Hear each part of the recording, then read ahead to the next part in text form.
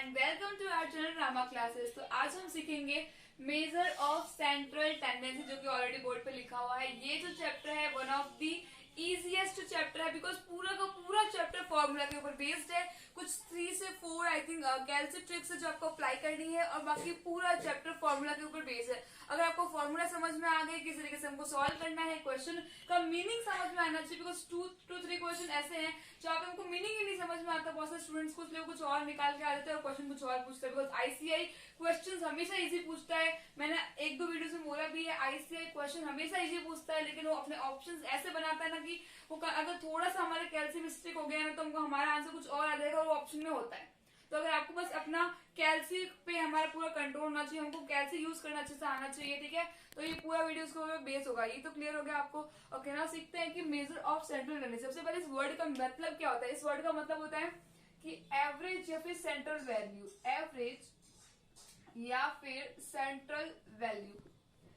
यहाँ पे 2 से 3 यहाँ पे अलग अलग है, मतलब मीन निकालना है, मीडियन निकालना है, मोड निकालना है, अरिथमेटिक मीन जो कि हम मीन ही हो गया, फिर हार्मोनिक मीन, ज्योमेट्रिक मीन। ये सबसे हम निकाल के हम पहुंचेंगे क्या, निकाल क्यों रहे, यहाँ से हमको एक सेंट्रल वैल्यू मिलेगी। उसके अकॉर्डिंग जब हमारे पास बहुत सारी वैल्यू होती है तो हम डिसीजन नहीं ले पाते ना। हमारा ऑब्वियसली सोचना एक कॉमन सेंस लगाओगे, अगर बहुत सारी वैल्यू होगी तो हम डिसीजन कैसे लेंगे।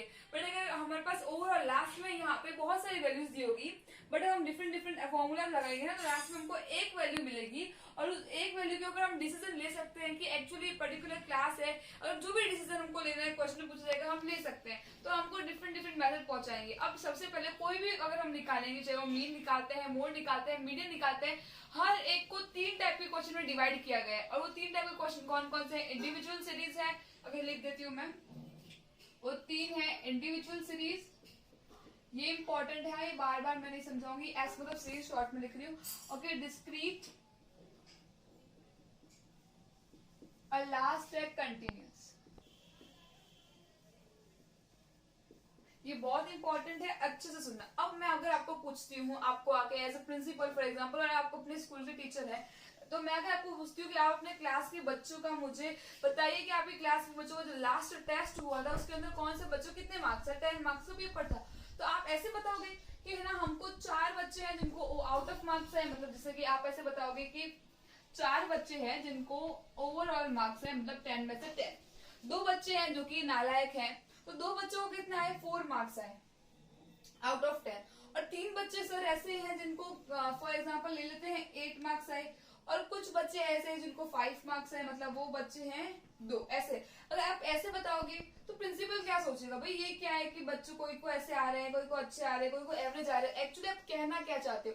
तो इंडिविजुअल कैसे होता है कि जहाँ पे हम बता रहे हैं एक इंडिविजुअल वाइज हम बच्चों को बता रहे हैं कि हाँ, फिर अगर सबसे उसमें बहुत से बच्चे आपका क्लास में, तो आपके जो बच्चे हैं वो होशियार है कि मतलब डल है, एवरेज है, तो आप कैसे बोलोगे सर इसके 10 मार्क्स आए थे, ये होशियार है, सर इसके 4 मार्क्स आए थे, ये वीक है, इसके 5 आए थे, ये एवरेज है, ऐसे बताओगे कि आप। सो इंडिविजुअल सीरीज में इस तरीके से बताया जाता है। बट अगर हमको एक प्रॉपर फॉर्म देना है, तो ये जो है डिस्क्रीट इंडिविजुअल से ज्यादा अच्छा एक फॉर्म है प्रेजेंट करने का हमारे आंसर्स को। कैसे, अब देखो यहाँ पे 4 फ्रीक्वेंसी मतलब होता है maximum type of, maximum number of the observation, फिर हम बोलते हैं कितने टाइम वो रिपीट हुई है, ठीक है। यहाँ पे 4 कितनी बार रिपीट हो रहे हैं, 2 बार, मतलब 4 मार्क्स लाने वाले क्लास में 2 बच्चे हैं। 4 मार्क्स लाने वाले क्लास में 2 बच्चे हैं, मतलब हमारी फ्रीक्वेंसी यहाँ पे आ रही है। फिर हमारे इसके ऊपर है 5 मार्क्स लाने वाले भी क्लास में 2 बच्चे हैं, ठीक है। फिर 8 मार्क्स लाने वाले क्लास में कितने बच्चे हैं, 8 मार्क्स लाने वाले भी क्लास में 2 बच्चे हैं, और 10 मार्क्स लाने वाले क्लास में 4 बच्चे हैं। तो इस तरीके से अगर हम अपना प्रेजेंट फॉर्म करते हैं कि ये हमारी फ्रीक्वेंसी है और ये हमारे मार्क्स है ना, ठीक है। तो ये एक अच्छा तरीका है बताने का। बट अगर नंबर ऑफ ऑब्जर्वेशन और ज्यादा हुआ तो क्या डिस्क्रीट काम आएगा, नहीं, तो कौन सा काम आएगा, कंटिन्यूस। तो हमको जो भी क्वेश्चन है हम सॉल्व करेंगे, चाहे वो मीन के बेस पे हो, मीडियन के बेस पे हो, मोड के बेस पे हो, हमको ये क्लियर होना चाहिए कि इंडिविजुअल किसको कहते हैं, डिस्क्रीट किसको बोलते हैं, और कंटिन्यूस उसको। तो नॉर्मली ऐसा दिया होगा अगर कुछ इन्फॉर्मेशन, तो वो इंडिविजुअल हो जाएगा। अगर वहाँ पे फ्रीक्वेंसी दी है तो वो कौन सा हो जाएगा, डिस्क्रीट। बट अगर वहाँ पे क्लास इंटरवल दिया है, क्या होता है क्लास इंटरवल समझते हैं। फॉर एग्जाम्पल 0 to 2, 3 to हम यहाँ पे ले लेते हैं 5, ठीक है, फिर 6 to,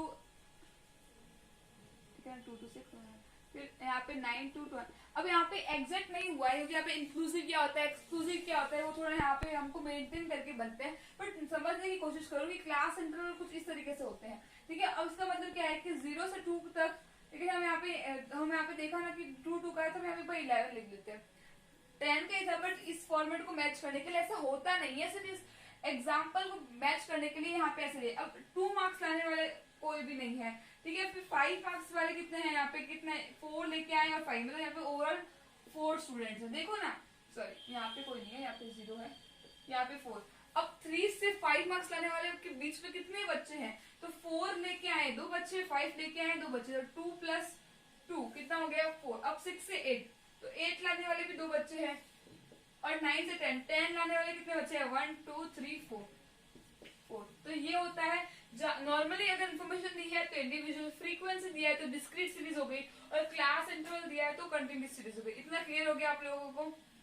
okay, now we discuss mean, और उसके बाद हम बाकी मोड, मीडियन और जो भी मीन्स है, ज्योमेट्रिक हार्मोनिक को डिस्कस करेंगे। और एट लास्ट जो मेरा वीडियो होगा इस पार्ट का, वो हम थियरी डिस्कस करेंगे, जो भी थियरी उसमें इंपॉर्टेंट है वो डिस्कस करेंगे, properties and all, right. Now mean क्या होता है, it is obtained by dividing sum of value by number of time, जितने टाइम वो ऑकरिंग। अब एग्जांपल लेते हैं। अब हमने पहले ही बता दिया कि इंडिविजुअल, डिस्क्रीट और कंटिन्यूअस तीनों के फॉर्म में हर एक पर्टिकुलर क्वेश्चन में क्वेश्चन आते हैं। तो अब मैं और समझाऊंगी कि इंडिविजुअल क्या होता है, कंटिन्यूअस, बिकॉज ऑलरेडी मैं डिस्कस कर चुकी हूँ। फिर भी अगर डाउट है तो you can easily ask in the comment section. Now for example यहाँ पे दिया है 1 2 3 4 5। अगर कुछ ऐसा दिया है, इसका मतलब क्या इन्फॉर्मेशन नॉर्मल दी है, क्या यहाँ पे फ्रीक्वेंसी है, नहीं, तो ये डिस्क्रीट नहीं है। क्या यहाँ पे क्लास इंटरवल है, नहीं, तो मतलब ये कंटिन्यूअस नहीं है, कौन सा इंडिविजुअल सीरीज है। तो हमको यहाँ पे मीन निकालना है। मीन का फॉर्मूला क्या होता है, summation of x by n। इसको किस तरीके से, मतलब ये जितनी भी वैल्यूज है ना आपको ऐड करनी है। यहाँ पे 1 + 2 + 3 + 4 एंड +5, और डिवाइडेड बाय n, मतलब कितने टर्म्स है, 1 2 3 4 5, मतलब टोटल कितने हैं, 5 हैं। तो इनको प्लस करेंगे तो कितना जाएगा, 5 4 9 10 13 2 15, 15 डिवाइडेड बाय 5, तो हमारा आंसर क्या आया, 3। और अगर यहाँ पे प्लस एक और टर्म, ओके, यहाँ पे हमको कॉमन में एक और दी जाती तो हम इसको और प्लस कर देते 6, तो कितना हो जाता है यहाँ पे हमारा 21, और यहाँ पे कितना होता है 5 की जगह पे 6। समझ आया? तो मतलब मीन अगर हमको इंडिविजुअल सीरीज में दिया है तो हमको कैसे निकालना है, सिर्फ प्लस करना है, और ओवरऑल कितने नंबर टाइम वो अगर हुआ है वो सिर्फ लिख दिया है। तो summation of the sum of the value divided by the number of times, तो ये इंडिविजुअल का है। Now we are discuss regarding, okay, now हम डिस्कस कर रहे हैं, इंडिविजुअल क्लियर हो गया। अब डिस्क्रीट कैसे पता चलेगा कि ये डिस्क्रीट है, यहाँ पे फ्रीक्वेंसी दी हुई, तो फ्रीक्वेंसी देते पता चलेगा ये डिस्क्रीट है। तो वहां पे फॉर्मूला, इंडिविजुअल का फॉर्मूला क्या था, सिग्मा xi/n, और यहाँ पे डिस्क्रीट का फॉर्मूला क्या है, सिग्मा fi/xi/, यहाँ पे कैपिटल N, या फिर हम इसको बोल सकते हैं fi। इस तरह से करते हैं, एक बार एक आप सॉल्यूशन देखते समझ में आ जाएगा फॉर्मूला किस तरीके से लगाया है। तो हम यहाँ पे x की वैल्यू लिखेंगे 4 2 1 3, f की वैल्यू लिखेंगे 1 2 3 एंड 4। फिर हमको क्या निकालना है, यहाँ पे fi/xi, मतलब fi/xi दोनों को मल्टीप्लाई करेंगे। 4 × 1 4, 2 2 4, 3 1 3 एंड 3 4, थोड़ा ऐसे हो गया, 4 3 12। फिर हम यहाँ पे अपॉन में fi है, मतलब इसको हम ऐड करेंगे, 4 + 3 7 8 9 10, तो ये इसका समेशन कितना हुआ, 10। ओके, तो ये समझ आया। वापस एक बार समझाती हूँ, x दिया हुआ है, f भी दिया हुआ है, तो हमको क्या निकालना है, अगर फ्रीक्वेंसी डिस्क्रीट मेथड है तो हमको पता है फॉर्मूला क्या है, summation of fi/xi whole divided by capital N। तो fi/xi मतलब f और ये x दोनों को मल्टीप्लाई करना है, 4 1 4, 2 2 4, 3 1 3, 4 3 12। अब हम इसको प्लस कर देंगे तो यहाँ पे आएगा 23, और अगर हम यहाँ पे f की वैल्यू को प्लस करना है तो यहाँ पे आएगा 10। बस हमारा फॉर्मूला, ये फॉर्मूला में अगर हम डालते हैं तो 23 divided by 10, so answer is 2.3। Clear हो गया? तो डिस्क्रीट के अंदर हमको x दिया होगा और f दिया होगा, तो हमारा फॉर्मूला क्या रहेगा, ये। सिर्फ इंडिविजुअल में फॉर्मूला ये वाला रहेगा, समेशन ऑफ xi अपॉन में स्मॉल n, ठीक है। और यहाँ पे क्या रहेगा, fi, मतलब इन सबको प्लस करना पड़ेगा। और यहाँ पे डिस्क्रीट में और कंटिन्यूअस में भी यही फॉर्मूला लगेगा, सिग्मा fi/xi अपॉन में होल डिवाइडेड बाय n, या फिर हम इसको fi भी लिख सकते हैं, फ्रीक्वेंसी भी लिख सकते हैं। अब हम नेक्स्ट देखेंगे वो कंटिन्यूअस भी देखेंगे। मीन का एक लास्ट बचा है जो कि है कंटिन्यूस। तो कंटिन्यूस कैसे पता चलेगा, अभी मैंने डिस्कस किया, क्लास इंटरवल होगा तो पता चलेगा कि कंटिन्यूस है। आप लोग को समझ आ रहा है कि नहीं? आप लोग थोड़ा रिस्पॉन्स दो, थोड़ा एनर्जी के साथ दिखाना, क्योंकि मेरे को लगे कि हाँ आप लोग तक पहुंच रहा है। तो क्लास इंटरवल कैसे पता चलेगा? ओके, क्लास इंटरवल होगा तो पता चलेगा कि कंटिन्यूस, राइट। यहाँ पे एक क्लास इंटरवल दी होगी और क्या दी होगी? फ्रीक्वेंसी दी होगी। मैं यहाँ पे मान लेती हूँ 1 2 3 4 5। अब आप सोचोगे कि मैंने यही फॉर्मूला बताया था ना आपको, summation of F I x I upon में एन, या फिर हम इसको क्या बोल सकते हैं? फ्रीक्वेंसी भी बोल सकते हैं। बट यहाँ पे एक्स आई तो दिया ही नहीं है ना क्वेश्चन में, तो मैं सॉल्व कैसे करूंगी? सोच रहे होगे ना आप ये लोग कि एक्स आई तो है ही नहीं, तो मैं सॉल्व कैसे करूं? तो कोई यहाँ पे टेंशन वाली बात नहीं, एक्स आई नहीं है तो हम लाएंगे ना, सीए वाले बच्चे हैं तो सब हम लाएंगे, नहीं होगा तो करना क्या है, यहाँ पे हमको एवरेज निकालना होगा। आप लोगों ने मिड पॉइंट जिसको आप बोलते हो, तो हमको ये लोअर लिमिट और अपर लिमिट दोनों को प्लस करके डिवाइडेड बाय 2 करना पड़ेगा। जैसे देखो 0 + 10 डिवाइडेड बाय 2 5, क्लियर है। 10 डिवाइडेड बाय 10 + 20 डिवाइडेड बाय 2 तो कितना हो जाएगा? 30 डिवाइडेड बाय 2 15। अरे फिर 20 और 30 प्लस करके डिवाइड बाय 2, 50 डिवाइडेड बाय 2 कितना हो जाएगा? 25। यहाँ पे 35 और यहाँ पे 45। ये क्लियर है ना? ये बहुत ही इजी कॉन्सेप्ट, ये क्लियर है। तो अब हमको एफ आई एक्स से मिलेगा कि अरे मिलेगा कि नहीं, बोलो तो सही। तो अब इसको मल्टीप्लाई करना है जो कि नॉर्मली हम करते हैं ना। तो 5 × 1 5, 15 × 2 13, 25 × 3 75, राइट। 35 × 4 140 and 45 × 5 225, right. है ना? कोई मिस्टेक हो तो आप थोड़ा सा रेक्टिफाई कर देना ना। 5 + 4 9, इसको हमको ऐड करना है, इसको भी ऐड करना है, फिर अपॉन में डिवाइड करके आंसर आ जाएगा।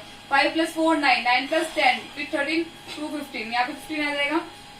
और इसको ऐड करते हैं 5 30 75 140 एंड 225, दैट इज 475। तो हमारे ये जो फॉर्मूला है ना, उसमें डाल देंगे हम 475 डिवाइडेड बाय 15।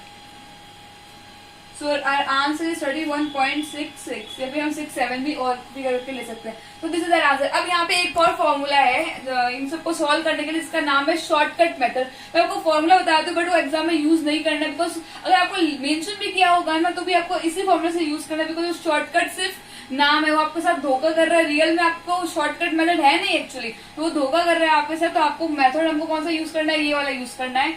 तो ये मैं बता देती हूँ सिर्फ आपके संतुष्टि के लिए, ठीक है। तो ए, और आपको ये पता है ना मीन को किसे बताते हैं? यहाँ पे मीन को डिनोट करते हैं हम यहाँ पे एक्स बार, ठीक है। मीडियन को एम से, और वो हम आगे डिस्कस करते हैं किससे करते हैं। सो ए प्लस सिग्मा, या सिग्मा बोलते हैं, समेशन बोलते हैं इसको, FIDI, ठीक है। समेशन ऑफ FIDI अपॉन यहाँ पे वही FI इंटू सी, फिर एन भी बोलते हैं। सो ए प्लस, ये जो फॉर्मूला है, बट ये फॉर्मूला आपको लर्न भी नहीं करना है, बस आपको एक बार पता होना चाहिए कि ऐसा फॉर्मूला भी है। सारे सम आपको ऐसे सॉल्व करने। तो हम नेक्स्ट जो लेक्चर होगा, नेक्स्ट टॉपिक में हम क्या सीखेंगे? मीडियन सीखेंगे, और फिर हम सीखेंगे मोड, फिर हमको हमारे जो ज्योमेट्रिक है, हार्मोनिक और प्रॉपर्टीज बहुत इंपॉर्टेंट है, बिकॉज बहुत टाइम ऐसे क्वेश्चन आ चुके हैं। तो आपको ये क्लियर हो गया।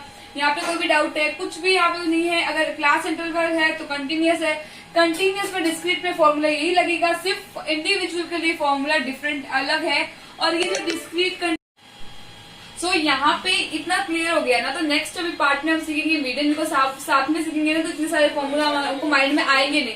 तो ये क्लियर हो गया ना यहाँ पे कैसे क्या करना है। अगर अभी भी कोई भी इस पर्टिकुलर मीन के ऐसे कोई आप कुछ कोई भी सम उठाओ आप, और आपसे भी याद रखना कि कौन सा फॉर्मूला कैसे पता चलेगा।